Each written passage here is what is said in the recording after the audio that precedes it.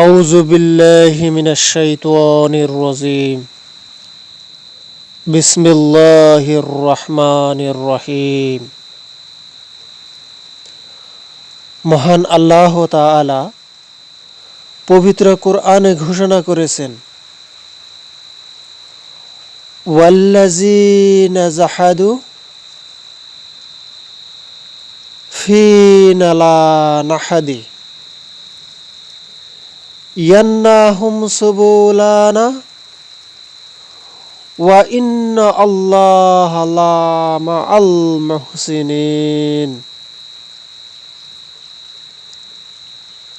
যারা আমার উদ্দেশ্যে সংগ্রাম করে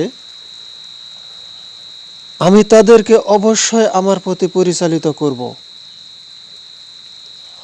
আল্লাহ অবশ্যই সৎকর্মপরায়ণদের সঙ্গে থাকেন।